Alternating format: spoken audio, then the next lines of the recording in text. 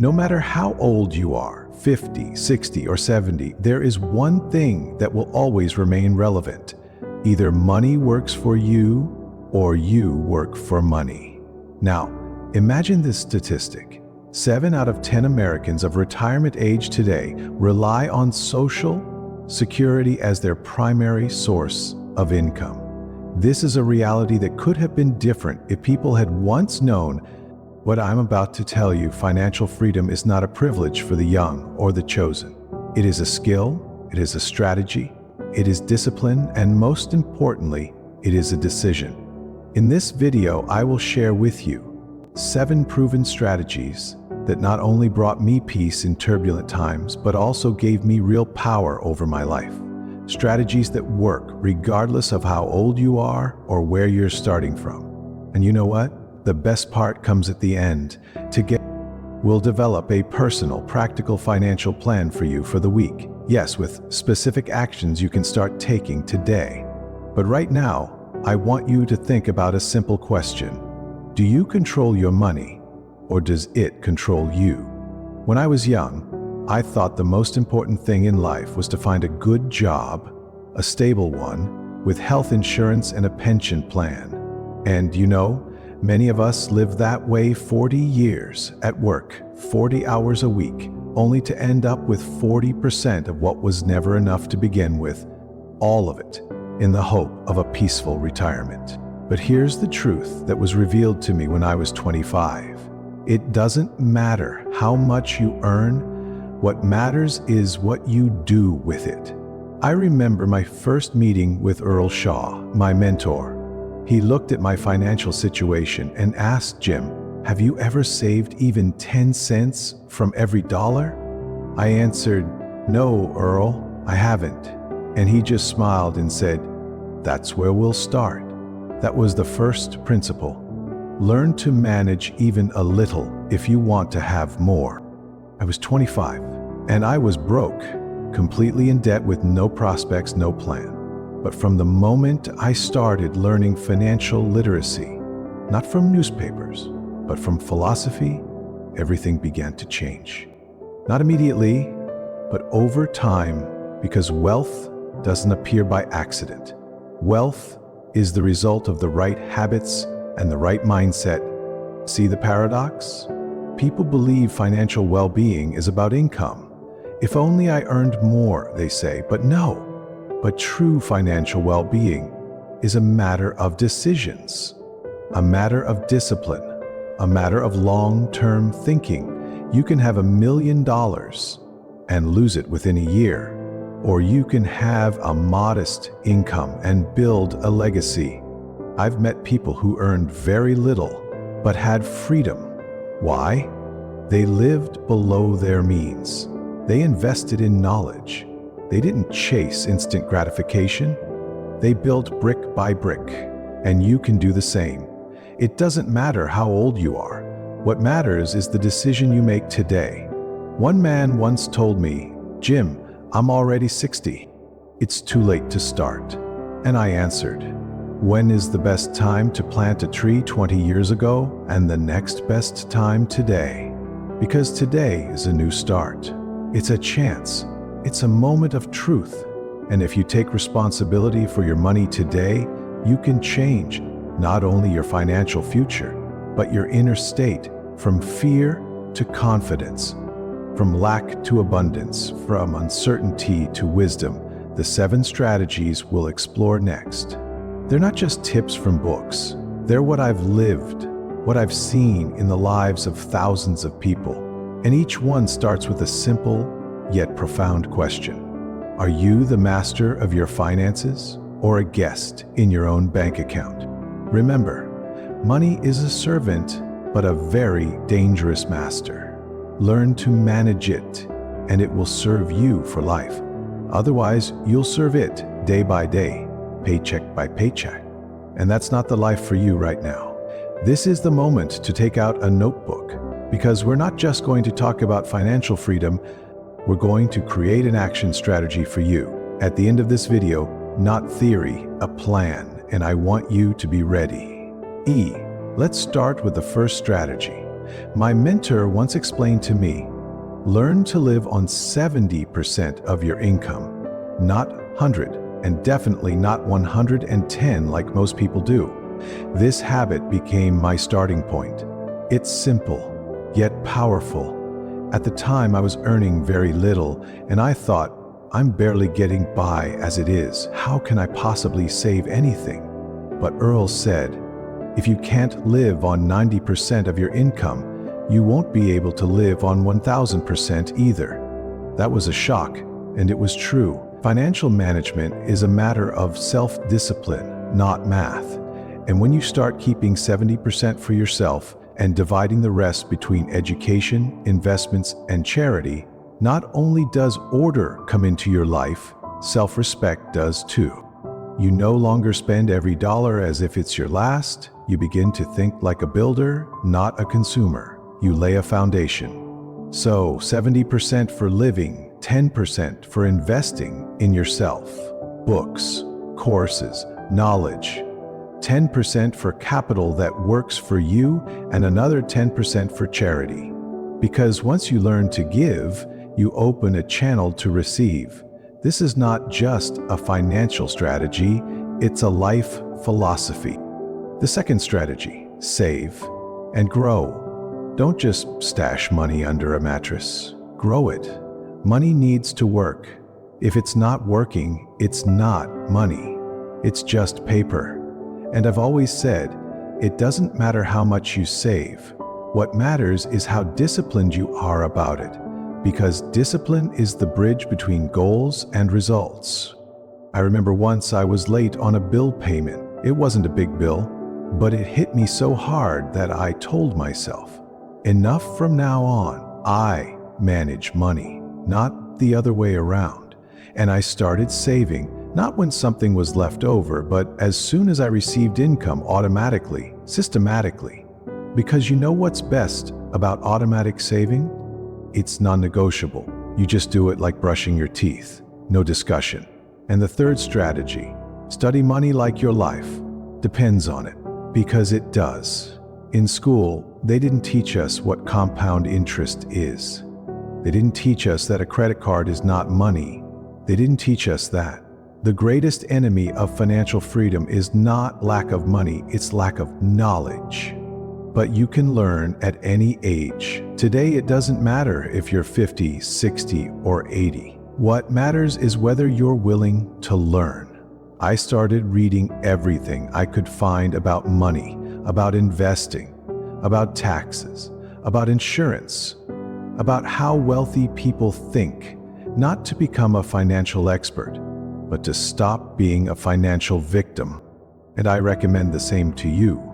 One new lesson per week, one financial term, one principle. These are simple things, but they change everything. As my mentor used to say, one of the worst conditions is not poverty, it's financial helplessness. That's where the power lies. You can take responsibility for your financial state right now. You can learn, you can change, and when you change, everything around you changes.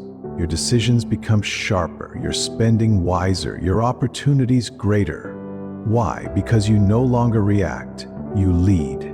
Ask yourself this, if every dollar were a worker, would you hire it or would you let it slack off, get wasted on trivialities, impulsive buys, mindless entertainment? Or would you give it a task, a purpose, a plan? You see, money is like an army. It's either disciplined or it rebels, and you are the commander-in-chief. So the first 3 steps are simple but defining. Live on less than you earn, save and grow, and learn something new about finance every week. That's the path. That's the beginning of freedom. And one more thing, start today, not on Monday, not after the next pension. Recalculation today. Grab a pen and write this down. What is your monthly income? How much is 70%? How much is 10%? And then take action, because without action, there is no result. As I love to say, it's better to start small than not to start at all. The fourth strategy, and this one is a game changer, is to plan your money before it leaves you. I remember the moment I finally learned how to create a monthly financial plan. And it wasn't some complicated 10-page budget number. It was a simple list: income, expenses, remainder, and most importantly, a purpose. Where will every dollar go? Because if you don't tell it where to go, it'll find its own way to disappear. Financial freedom doesn't begin with a big inheritance or a lottery win. It begins with a notebook, a pen, and a habit. Before a new month began, I would sit down and write, here's what's coming in, here's where it's going, and here's what I'm investing. It was my way of telling money I'm in charge. Now, you may ask, what if the income is unstable? The answer is simple: plan even for the unstable. Because as I always said, a bad plan is better than no plan. An unstable income isn't an excuse. It's a call for even greater responsibility. Make a minimal projection, determine a survival baseline, and work with it. And when more comes in, don't spend it right away. Make the surplus work for you. Everything that goes unplanned sinks into emotions. Think about it. How many times have you made a spontaneous purchase and regretted it later? That's not a financial decision. That's an emotional reaction. But the moment you start planning, you start acting based on goals, not impulses. That is financial maturity. The fifth strategy, and one of my favorites, is to create assets. Not just save money, because money by itself doesn't give freedom. It must be turned into something that works without you. My whole life I've said, don't work just for money. Make money work for you. And here's the big trap. Many think, well, I'm not an investor. I don't have enough to buy or invest in anything. But an asset isn't always about stocks or real estate. An asset is anything that brings you income or value over time. Skills can be an asset, a small business, an asset, even a well-written book that's read for years, and it is an asset. I started with buying books and turning them into knowledge. Knowledge into ideas, and ideas into products. Then I learned to invest in teaching others. Teaching created workshops. Workshops created income. Income became capital, and again into assets. That's the cycle of power. You can start simple, one step, and you're in the game. Think, what skill do you already have that can be turned into income? What do you know? What do you own? Who needs your experience? How can you create an additional stream? See, at an older age, you have one advantage: experience, and if you structure it, it becomes an asset. Now, one of my favorite quotes: rich people look for opportunities, poor people look for excuses. And I know that may sound harsh, but it's the truth. While someone says, I'm too old to start a new business, another opens an online store from home while one puts $50.00 in an envelope. Another invested in a book that changes their mindset and earns thousands. The difference isn't in age. The difference is in mindset. And one more thing, don't be afraid to lose. Many people fear investing because there's risk. But remember, the biggest risk is doing nothing. Inflation eats your savings. Life gets more expensive, and if you're not growing, you're actually losing. So smart risk is not a problem. It's a required part of growth. So what do we have so far? We're not just saving anymore, we're planning. We're not just cutting expenses, we're creating assets. We're not waiting for miracles, we're building our financial foundation. And that's the path to true stability. Look at your situation. Think, what among what you already have could become an asset? Maybe you have a spare room. It could generate income. Maybe you have time and you could teach others what you know. Don't limit yourself to traditional paths. Wealth is creativity, it's strategy, and it's the constant question, how can I turn time and knowledge into income? Remember, it's not about how much you have right now, it's about what you do with it. The sixth strategy, and it transforms not just your money, but your relationship with yourself, is keeping personal financial records. Let me tell you plainly, if you don't track your finances, you're not in control of your life. Period. There was a time I lived by feel. It seemed like I still had money as long as I could buy a coffee. But that's not a financial decision. It's a blind reaction. My mentor asked me, "Jim, how much did you spend on food last month?" I said, "I don't know, but I don't think it was much." He smiled and said, "Show me the numbers." And that's when I realized, I think means I don't know, and I don't know means I'm not in control. Since then, I started writing everything down, first in a notebook, then on cards later, in a simple spreadsheet, and something changed, not in the money in me. I started seeing where my unnoticed expenses were going. I saw how much I actually earned, how much I spent on things that didn't matter, and most importantly, I felt in control again. And from control comes peace. Tracking is your financial consciousness. It's a mirror you may not always enjoy looking into, but in it lies the truth, and that truth makes you stronger. So my advice to you is, grab a notebook or open a file and start today. Write down how much money came in this month, how much went out where, what's left, and most importantly, what does that tell you about your habits? Because money doesn't lie. It clearly shows what you truly value. You might say personal growth is important, but if your records show $0, 0 cents spent on books, and $300, 0 cents on cafes, the reality is different. That's why tracking isn't just about controlling expenses, it's about being conscious of your life. But let's move on. The final, seventh strategy, the deepest one, is to think in terms of legacy. Instead of asking, how much will I earn? Ask yourself a different question. What will I leave behind? Financial well-being isn't just about a comfortable retirement, it's about the mark you leave. What kind of money culture are you passing on to your children? What spending philosophy do your grandchildren see in you? What saving, investing, and responsibility habits will they inherit? Or not? I know many people think I don't have much to leave behind, but you don't have to leave just a bank account. You can leave a system. An example, a principle. If your kids know you, always lived responsibly, invested in knowledge, avoided debt, and thought strategically, they've already inherited something powerful, and that legacy will last longer than any check. I remember a story, an older man, a farmer.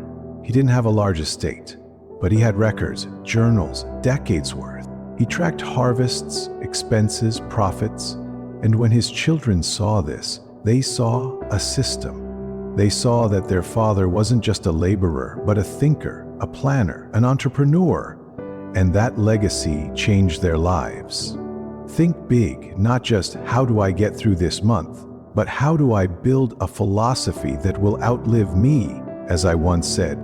Success isn't what you get, it's who you become. And when you become a financially responsible person, you become an example.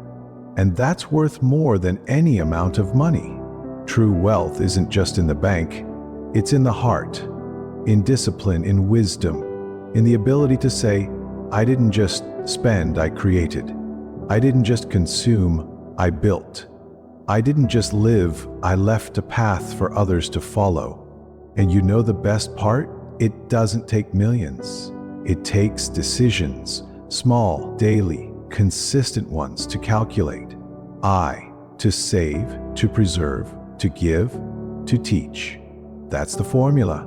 So let's draw the line. We've walked through 7 strategies, from expense control to planning, from investing in yourself to building assets, from habits to legacy. And now, I want you to take one more step. Apply them, because knowledge without action is just intellect, but knowledge with action is power. And now it's time for action. You know what separates those who just listen from those who change their lives? Reflection and decision. Because you can watch hundreds of videos, read dozens of books, and still stay in the same place. Or you can pause, look in the mirror, and honestly ask, where am I right now? And what am I ready to change? I invite you to do exactly that right now. Find a quiet moment, grab a notebook, a sheet of paper, or your phone, and allow yourself an honest conversation with yourself. We'll go through a short assessment, 10 areas of your financial life, each with a simple question. Your task: rate yourself from 1 to 10. Remember, 1 means I completely fail at this. 10 means I do this consistently and confidently. This isn't a score from someone else. It's not criticism, it's your financial mirror, and it will help you see where your strength lies and where you need a plan. Write down your ratings just in a row: 7, 5, 2, 4, 8. Don't try to be perfect, be honest, because honesty is the first step to change. Here we go. How confidently do you manage your monthly expenses? How regularly do you automatically set aside part of your income without overthinking it? How often do you invest in your financial literacy? How clearly do you understand where your money goes each week? How detailed is your income and expense plan for the month? Do you have at least one asset that brings income independently of your job? Do you have an emergency fund, at least enough for 3 months of living? How free are you from debt and credit obligations? How often do you talk openly and calmly about money with your family? How confident are you that you are passing on a financial culture to the next generation? Now look at your list.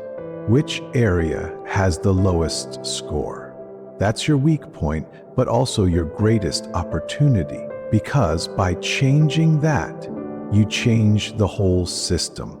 Like a mechanism, if one gear doesn't work, everything stops. But if you fix it, the whole thing starts to move. So here's your assignment for the week. Focus on that one area and make a simple action plan. For example, if it's tracking expenses, write down every purchase each evening. If it's investing in yourself, pick one book and read for 20 minutes daily. If it's saving, set up an automatic transfer of 10% from every income. If it's talking with family, schedule an open financial conversation. Don't wait for the perfect moment. Create it. I recommend write down 3 actions you'll take daily or several times a week. Small, but specific. It can be something as simple as check account balance or save $5.00 before bed. The secret is consistency, because small disciplines create big changes. After a week, return to the same scale check. Has the score changed? How do you feel? What became easier? Where did confidence appear? Because with each such exercise, you become stronger, closer to financial freedom, closer to your true self. And here's what I'll tell you in the end. In this process, there is no failure. There's only movement and a pause. If you're moving, you've already won.